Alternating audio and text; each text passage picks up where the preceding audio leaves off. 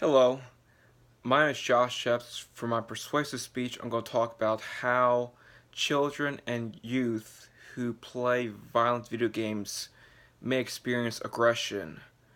And do you know that, considering the vast number of children and youth who play violent video games, and that more than 85% of video games on the market contain some form of violence, and the public are concerned about the effects that violent video games have on individuals like children and adolescents. Now, this is very important because children who play violent video games may experience aggressive thoughts, boost their aggressive behavior, and have changes in their personalities, like changes in a child's or adolescent's personality. Now, let me ask you this. Let me ask you this question. In your own words, it doesn't need to be right or wrong.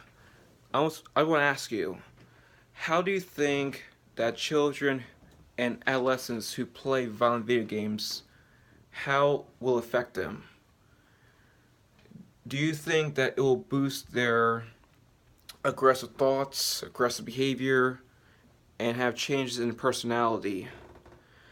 And why do children and youth have a huge liking and desire to play violent video games?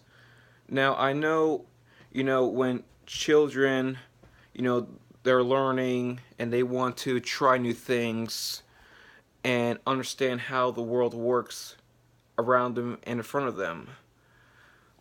And being exposed to violent video games, like I said, children and adolescents, will cause them to reenact those same violent special effects and fighting techniques that they see or play on screen time, video games, with each other. Now, how do you think that children and youth who play violent video games, in your own opinion, how do you think it will be a detrimental to their personality and to their possibly their health? Because we live in a very technology-based world where we're constantly being consumed, also known as addicted to social media and technology, where we're constantly on our phones, on Facebook, YouTube, Twitter, Instagram, on our phones on a daily basis, whether it's for work or for school or for on preferences. Now, I'm going to talk about this for the first main idea, which I'm going to open with. For the main idea that I'm going to talk about is children who play violent video games may experience an increase in aggressive thoughts. And according to the article that I researched, do violent video games boost aggression? Studies at the Fire, which was written by Rachel, and she stated in this article, in the study, children ages 8 to 17 who played a lot of video games showed an increase in aggressive behavior, such as pushing, shoving, and hitting. 3 years later, compared to their behavior at the study starts, which was Ratner 2014, paragraph 2, which I researched that information. Second, the author goes into great depth about the subject matter in an article when she shared another researcher's information, which is the reason for the increase in aggressive behavior was that children who played a lot of video games had an increase in aggressive thoughts. For instance, they were more likely to interpret the same act from the video games, like someone bumping into them as hostile, said study researcher Craig Anderson, who is a psychologist and professor at Iowa State University. Also, they were more likely to see aggressive behavior as an appropriate way to respond to confrontation or provocation, which Anderson said. Now, the reason why this is very important is because children who play violent video games will start to imitate the same actions that their characters are portraying in the game with their friends or family members, which could result in violence, injury, or potentially death. The second main idea I'm going to talk about is children play violent video games could boost their aggressive behavior. So for the first example I'm going to talk about is children and adolescents who play a lot of violent video games or will change over time, and they will start to see will start to see violent behavior and aggression as a way to solve their problems, meaning that they will start to see aggressive solutions as being more reasonable and ways to respond to conflict or frustration.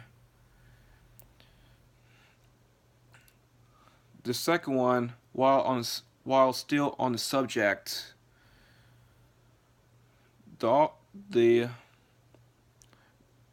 this article, the second article that I researched, which is children and adolescents who play a lot of video games.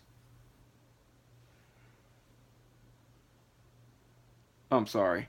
The second article, which is resolution on violent video games, mentioned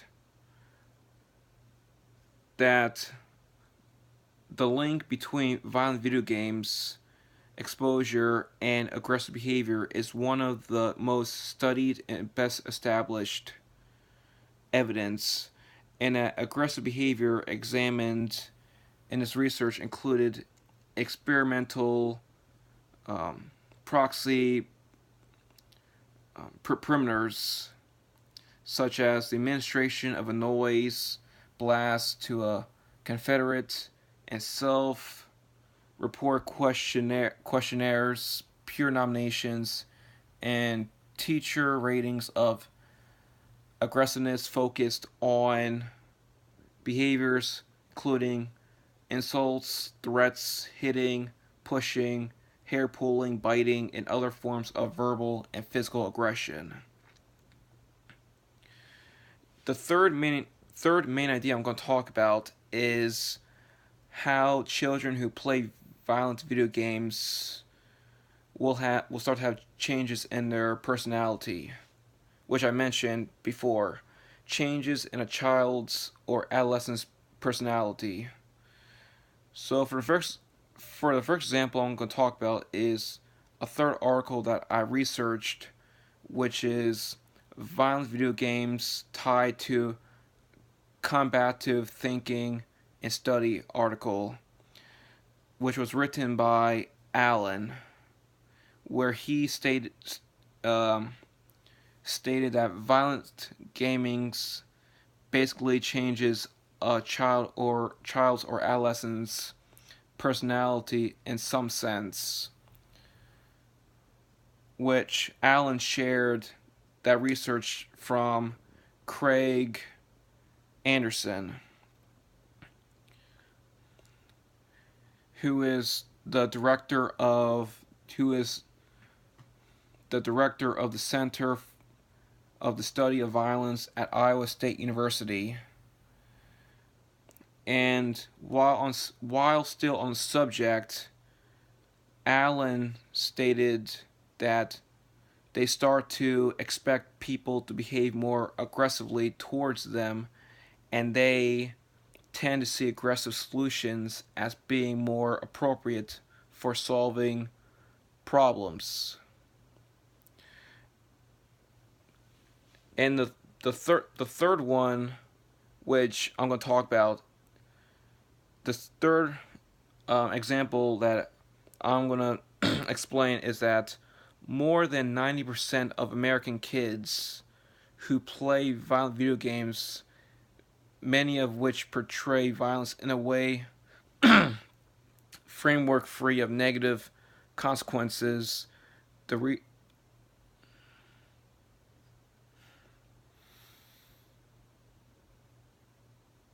and finally and furthermore, more than 90% of Americans play violent video games. Many of them portray violence in a fun framework free of negative consequences, which means that when they play violent video games, whether by themselves or with their friends or family, they will start to imitate those same actions that their characters are playing on the screen, video games, which will which means they will tend to do those same special effects by pushing, shoving, hitting, hair pulling, biting, scratching, punching, kicking, all those other form of aggressive behavior, both physical and mentally, and it's which could result to injury and possibly death, depending on how serious the special effects are or how major the stunts are. And that's why they always say, I mean, you see it or hear it on commercials. These stunts are performed by professionals. Do not try to attempt this on your own or with each other, because performing these stunts could literally send you to the hospital or maybe kill you in the end. And in conclusion, children who play violent video games may experience an increase in aggressive thoughts, boost their aggressive behavior, and changes in a child's and adolescent's personality. And it is up to the parents to monitor their child's screen time and habits and substitute screen time with family time, which means spending time with each other as a family, by having family game nights, going to the park to play sports, hang out on the playground, go to the movies, go see a choir concert, go see a theater production, get involved in sports, go to the gym to work out, just do something, as a family to keep yourself extremely busy on a daily basis, instead of being consumed with technology, because it's one of those things that I get it. We're all busy. We need our cell phones, our social media for both primary and secondary objectives between work, school, and for social events. I get it, but you need to. You guys, parents, you need to set a time for your children of how long they can play their video games or watch TV. So there are plenty of things that you can do to monitor your children's screen time and habits. You can literally, set on your TV, like, this is the time, this is how many hours you can have on your screen time. Or the most usual thing for parents that can monitor their children's games is that they have a thing called parental control.